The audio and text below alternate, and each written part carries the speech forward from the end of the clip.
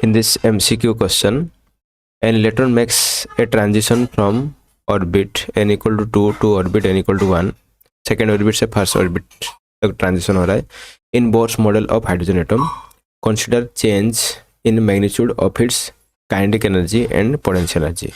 अगर magnitude wise हम लेंगे काइनेटिक एनर्जी या फिर पोटेंशियल एनर्जी का जो चेंजेस हो रहा है, ठीक है, तो उसमें उसके हिसाब से कौन सा ऑप्शन ठीक होगा. Kinetic energy increases, potential energy decreases, के डिक्रीजेस, यू इंक्रीजेस, बोथ के and you decrease, and option D both के एंड यू इंक्रीज. तो पहले हम जो रिलेशन देख लेते हैं कि kinetic energy and potential energy का जो फॉर्मूला क्या होता है. सो nth ऑर्बिट में काइनेटिक एनर्जी का जो फॉर्मूला होगा कितना होगा 13.6 upon n square electron volt. Okay, so for hydrogen atom लिया जा रहा है तो जेड का वैल्यू 1 है, ठीक है. So I am not writing that one. And similarly the formula to find out the potential energy in nth orbit कितना होगा, nth small n, nth orbit का पोटेंशियल एनर्जी कितना होगा.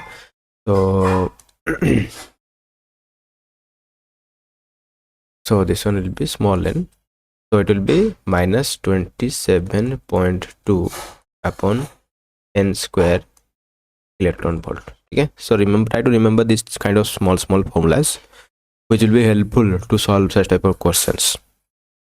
तो जब n का वैल्यू 1 होगा, ठीक है, तो उस समय क्या होगा. तो यहाँ पे बोला गया एक तो दो चीज़ें हैं, ठीक है. मैग्नीट्यूड यहाँ पे बोला गया कौन सा change in magnitudes of kinetic energy and potential energy, magnitude wise, ठीक है. तो इसमें कोई साइन की बात नहीं बोला गया. सो मैग्नीट्यूड वाइज बोला गया है, तो साइन लेंगे तो आंसर कुछ अलग आ सकता है, ठीक है. सो मैग्नीट्यूड वाइज हम लोग लेंगे तो मैग्नीट्यूड वाइज के एन का वैल्यू कितना होगा 13.6 अपॉन एन स्क्वायर ए भी, ये तो वैसा रहेगा. लेकिन पोटेंशियल एनर्जी nth ऑर्बिट का कितना होगा, ये 27.2 upon n square e v electron volt. Okay, तो एन का वैल्यू पहले 1 लेंगे, ठीक है. So for when n transition कहाँ से कहाँ तक हो रहा है, n इक्वल टू 2 से ट्रांजिशन हो रहा है n इक्वल टू 1 तक, ठीक है. सेकेंड ऑर्बिट से फर्स्ट ऑर्बिट की तरफ आ रहा है. तो सेकेंड ऑर्बिट में व्हेन n इक्वल टू 2, ठीक है, तो k2 का वैल्यू कितना होगा 13.6 अपॉन 2 का square that is 4 eV. Okay, तो दिस वैल्यू विल बी 4 3 12, 4 4 तो 3.4 eV. Similarly, when in the second orbit, what will be the value of potential energy? Potential energy in the second orbit will be equal to 27, magnitude wise 27.2 upon 4 electron volt. So we have taken magnitude wise. Okay, so it will be how much? So 6 point, so it will be 4 6 24, so 3, so 4 8, so 32, 6.8 electron volt. Okay, similarly when the transition takes place to first orbit, then the value of k will be equal to 13.6 upon 1 का square 1 होगा electron volt. that means it will be 13.6 eV. and the value of potential energy magnitude wise it will be how much 27.2 upon 1 eV. इसका मतलब है कितना होगा 27.2 electron volt potential energy in the ground state. Okay, this is the kinetic energy in the ground state, and this is the kinetic energy in the second you can say fast excited state, and potential energy in the fast excited state. Okay, so now if we will compare, clear, you मतलब second से first की तरफ transition is from second to first, ठीक है. तो kinetic energy में क्या होगा, तो kinetic energy initial value and final value. तो इनिशियल वैल्यू काइनेटिक एनर्जी कितना था, so it was 3.4 eV and finally ये कितना हो रहा है 13.6 eV. Okay, similarly potential energy initially कितना था 6.8 मैग्नीट्यूड वाइज, ठीक है. मैग्नीट्यूड यहाँ पे लिया जा रहा है 6.8 eV एंड फाइनली यहाँ पे ये बन रहा है 27.2 eV.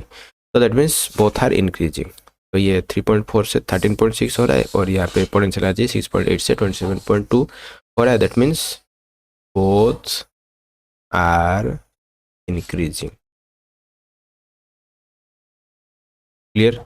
तो ये वाला मैग्नीट्यूड वाइज अगर क्वेश्चन आया तो दोनों इंक्रीज हो रहा है यहाँ पे, ठीक है। लेकिन अगर मैग्नीट्यूड वाला पार्ट हमें नहीं दिया गया होता तो उस केस में क्या होगा, ठीक है। तो kinetic, we know that kinetic energy is always positive, ठीक है। काइनेटिक एनर्जी क्या होता है, हमेशा पॉजिटिव रहेगा, ठीक है। तो काइनेटिक एनर्जी वही initial value and final value, ठीक है, विदाउट मैग्नीट्यूड, विदाउट मैग्नीट्यूड, ठीक है।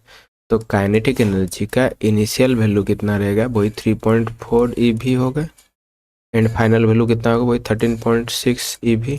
That means kinetic energy is increasing, okay.